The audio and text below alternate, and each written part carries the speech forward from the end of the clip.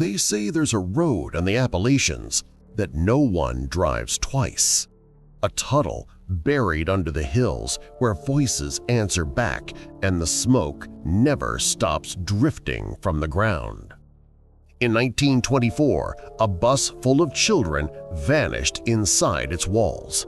No one ever found them. Some say if you honk 3 times, they'll call your name. Tonight, we enter the Cursed Tunnel of Moonvale, a place where the past still burns and the dead are still waiting for a driver who never made it out. The tunnel has been sealed for decades, but some nights, truckers still hear horns beneath the hills. They say the children are still there, waiting for the next road to open. If you ever find yourself lost in Moonvale and your GPS shows a shortcut through a road you've never seen, don't take it, because some legends aren't stories, they're warnings. This has been The Silent Screams. They say the Moonvale Tunnel was carved through the mountains long before the highway existed, when men worked by lantern light and dynamite echoed across the valley like thunder trapped in stone. By the time I found it, the tunnel had become nothing but a rumor on old maps, a forgotten scar beneath the Appalachian hills. The locals called it Devil's Mouth, and when I first saw it through the fog that rolled low across the trees, I understood why. I was driving alone, long past midnight, trying to cut through the back roads toward Charleston. The GPS kept rerouting, whispering turns I didn't remember choosing. The deeper I went, the more the world seemed to fold in on itself. The asphalt turned rough, then cracked, then almost vanished under a curtain of leaves. My headlights carved narrow paths through the mist, catching glimpses of rusted guardrails and half-buried road signs. The forest felt alive, watching, waiting. Then the trees broke, and I saw it. A black arch rising from the earth, wide enough to swallow the night. Water dripped from its stone ceiling, forming ripples that distorted the faint reflection of my lights. The smell hit next: iron, damp soil, and something faintly sweet, like flowers left too long in a graveyard vase. I slowed to a stop, engine humming, heart louder than both. The tunnel's entrance looked almost alive, breathing faintly with the fog that moved in and out of its mouth. The silence pressed hard against the glass. I rolled down my window, expecting to hear wind, crickets, anything. But there was nothing. Only a stillness so deep it seemed to lean closer, as if the tunnel itself was listening. I should have turned back then, but curiosity is the kind of hunger that doesn't feel like fear until it's far too late. A rusted metal sign leaned crooked beside the tunnel's mouth, half swallowed by vines and decades of neglect. The paint had peeled away in jagged strips, but the words were still visible under my flashlight. "Do not honk, they'll answer back." At first I thought it was a joke, the kind of local prank meant to spook out-of-towners like me. But as I stepped closer, my boots crunching on gravel and broken glass, the air shifted. The night around the tunnel was too still, too quiet, as if the world itself was holding its breath. The sign wasn't alone. All around its base, small offerings had been left to rot. Coins dulled with oxidation, half-melted candles, faded photographs curled from rain, a teddy bear missing one eye, a child's shoe caked in mud, turned carefully toward the darkness. Someone had scratched a message into the wall with a nail. "We still hear them." I raised my phone to take a picture, but the screen flickered the moment I aimed it toward the tunnel. The camera refused to focus. The darkness distorted into shapes that shouldn't exist. Thin silhouettes, faces pressed against shadow. My flashlight beam trembled as I caught movement, the faintest shimmer deep inside. Then a drop of water fell from the ceiling and landed on my wrist. It wasn't cold. It was warm, sticky. When I wiped it away, the liquid gleamed red under the light. My mind scrambled for logic, rust, mud, anything. But the metallic smell was unmistakable. Behind me, my car engine stuttered twice before dying completely. I turned slowly, the forest suddenly alive with invisible motion. Somewhere beyond the tree line, something was breathing, soft and steady, in rhythm with mine. And from deep inside the tunnel, I heard it, a faint hum, low and distant, almost like laughter that had forgotten it once belonged to a child. The tunnel swallowed light, the way the ocean swallows sound. As my car crept forward, its headlights pushed barely 10 feet ahead, before being consumed by the black. The walls glistened with moisture, scarred by graffiti that had faded into gray ghosts of words. Each drop of water that fell from the ceiling hit the hood with a metallic ping, like a heartbeat I couldn't control.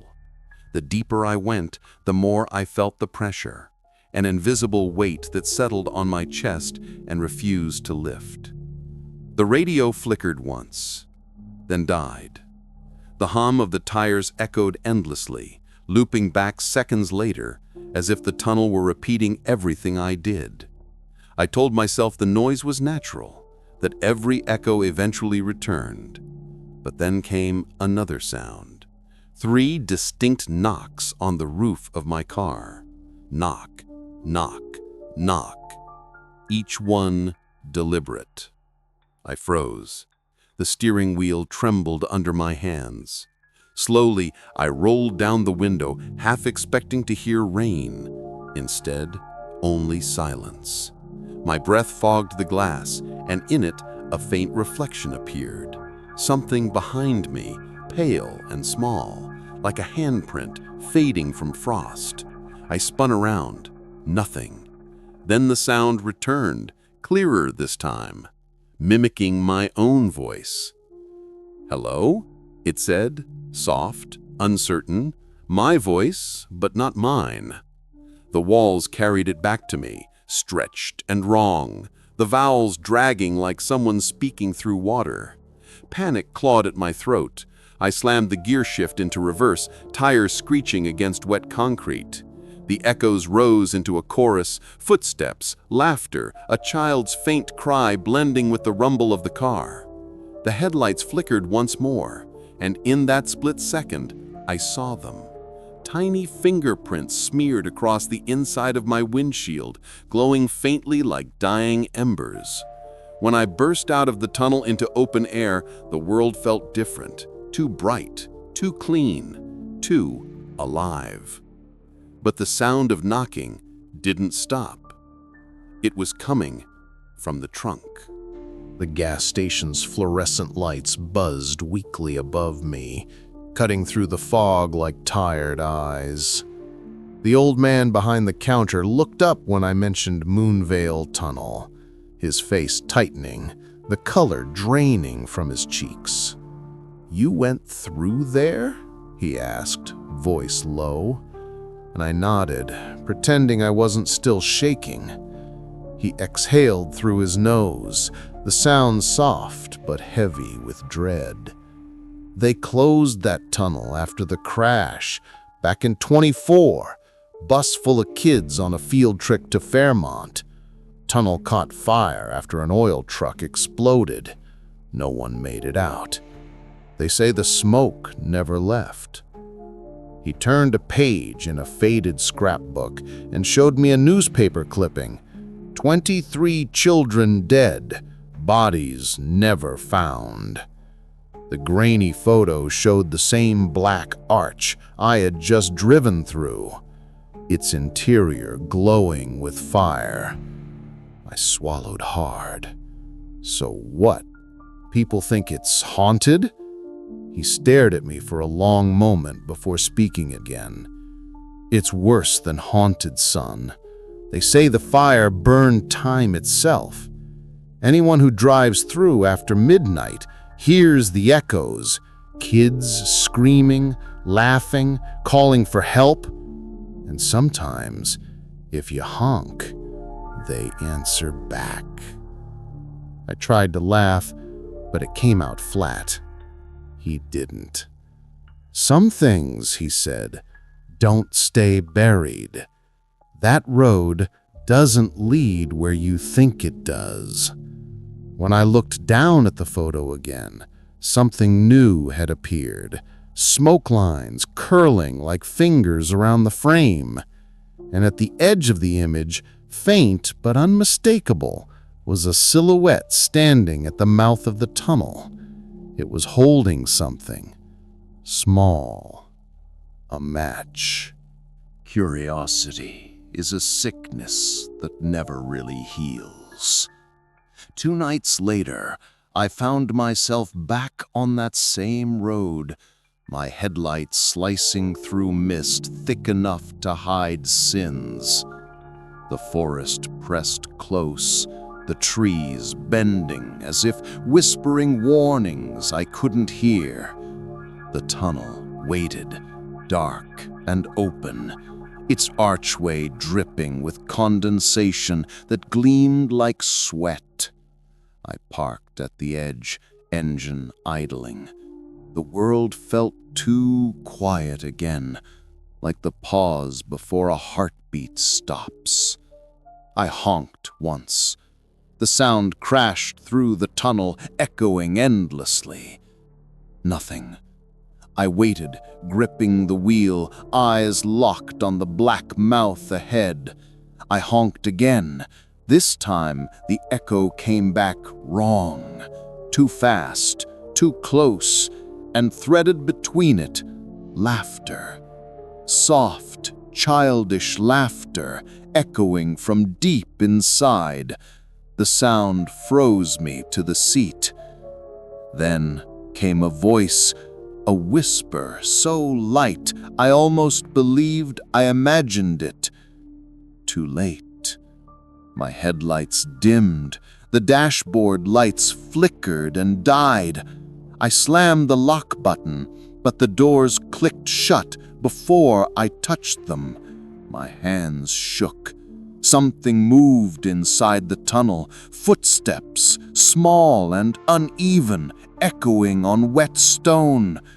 The air turned colder, dense enough to choke. The windshield fogged from the inside, letters forming on the glass, written backward but still readable. Drive. I twisted the key, but the engine refused to start. A shape appeared in the beam of my dying headlights, a child, standing barefoot, soaked in ash. She raised her hand and pressed her palm against the air between us, and then she whispered something that froze my blood. "He's coming." The fog rolled out of the tunnel like smoke from a dying fire. It wasn't mist, it was thicker, heavier, almost luminous. My headlights carved through it just enough to reveal faces forming and dissolving inside. Eyes, mouths, burned smiles, children's faces. They stared without blinking, mouths moving in silent screams. The laughter returned, high-pitched and broken, blending with the rumble of the earth. I hit the horn, desperate, and the sound warped, coming back as a chorus of wails. The girl I'd seen before stepped forward again. Her dress was blackened at the edges, her skin gray and translucent. She moved slowly, as if pulled by unseen strings. when she reached the hood of my car, her hand pressed flat against it. Steam rose from where her fingers touched. Her lips parted, releasing a faint trail of smoke. "Run!" she mouthed. The lights flickered violently, shadows rippling across the walls. Dozens of smaller shapes appeared behind her, other children, their bodies flickering like candle flames. They began to move toward me in unison, silent but full of intent. My instinct screamed to reverse, but my limbs felt heavy, sluggish, like I was sinking into the seat. The girl shook her head slowly. "He wakes when we're seen," she whispered. Then, from deep within the tunnel, a new sound rose, low and angry, like fire catching breath. The walls glowed faintly red, and the children vanished all at once, pulled backward into the smoke. I slammed the gas, tires squealing against wet stone, escaping into the open night as the roar behind me became laughter again, this time adult. I didn't stop driving until the forest swallowed the tunnel behind me. But when I looked in the rearview mirror, the darkness was still following. The fog clung to the road, twisting itself into shapes that moved when I blinked. Then through the trees, I saw him. A figure outlined in red light, tall and motionless, standing between the trunks. His skin looked like burned wood, split and blackened, glowing faintly at the seams. His eyes burned white-hot, and when he raised his hand, the forest seemed to bow. The air around me shimmered, warping the world like heat above asphalt. I hit the brakes, and the car skidded sideways. The headlights caught him full on, and he smiled. It was wide, unnatural, stretching too far. He pointed toward the tunnel. The ground trembled, and from the distance came the faint echo of children crying. I stumbled out of the car, my voice breaking as I shouted, "What do you want?" The forest answered with firelight. Trees cracked, leaves turned to ash midair. His voice came not from his mouth, but from the flames themselves, deep, layered, human and not. "A promise," he said, "a driver, a road." The earth shook harder. Behind him, the silhouettes of children appeared again, standing in a perfect line, heads bowed. I backed away, tripping on the gravel. His burning eyes followed every move. "It always ends the same," he whispered, and as the flames surged, I felt something cold coil around my wrist, small fingers pulling me gently back toward the tunnel. When I opened my eyes, I was in the car again. Engine off, the world unnaturally quiet. The fog was gone. The tunnel looked smaller now, almost harmless. On the dashboard lay a single burnt match, its tip still warm. My reflection in the rearview mirror didn't quite match me. Its lips twitched into a faint smile before mine did. A soft hiss filled the cabin, and the radio flickered on by itself. Static gave way to a whisper, young, female, breathless. "Drive until the road ends," it said. "Then forget us." The engine roared to life without my touch. The car shifted into gear. I pressed the brake, but the pedal resisted, firm under my foot. Slowly, the wheels began to move. I drove. The forest blurred, the headlights flickering with each turn. Shadows ran alongside the car, too fast, too fluid to be human. The voice on the radio grew louder, more desperate. "Don't stop! Don't remember!" The steering wheel pulsed under my hands, guiding itself. My chest tightened, tears spilling before I understood why. When the tunnel finally disappeared in the rearview mirror, the fog folded inward, sealing it shut. I felt it, the weight of something unspoken lifting, and yet something new taking its place. I whispered into the silence, "Are you free now?" The radio crackled, then went dead. For a long time, I thought I was alone again. But when I reached the edge of town, I saw small handprints smeared across the inside of the windshield, glowing faintly in the dashboard light. They faded one by one until only a single print remained, larger, burned into the glass. The town of Moonvale didn't exist anymore. Where the gas station had been, there was only a collapsed structure swallowed by weeds.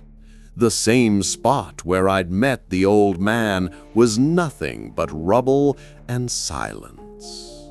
The pumps were rusted, half sunk in mud. The air smelled faintly of smoke, though no fire burned. I pushed open the remains of the door, dust rising in gray spirals. Behind the counter sat a newspaper, yellowed and crumbling. The headline read, "School bus fire claims 23 children, driver missing." My fingers trembled as I traced the edges of the photo beneath it. The same tunnel, the same arch, the same darkness. But the driver's face was gone, blacked out completely. Something moved in the reflection of the glass. Me, but not me. My reflection grinned, teeth gray with ash. When I turned, the room was empty, yet the air felt crowded. My breath fogged the broken window, and letters formed where the condensation spread. "Thank you for driving." I stumbled back to the car, heart pounding. When I started the engine, the radio flicked on again, static, then a child's voice. "Home." The word echoed once, twice, before fading into silence. I looked at the rearview mirror. The reflection smiled again, slower this time, deliberate. Smoke curled from my mouth when I exhaled. It smelled like burnt rubber and sorrow. They sealed the tunnel years ago, poured concrete across both ends, covered it with vines and warnings. But nothing that's cursed ever really stays buried. Truckers still swear they hear honking deep beneath the hills when the fog rolls in. Teenagers dare each other to find it, to shout their names into the dark. Some of them never come back. The road that leads there doesn't appear on maps anymore, but it finds you when you're lost enough to need it. Sometimes, when I drive at night, my GPS reroutes for no reason.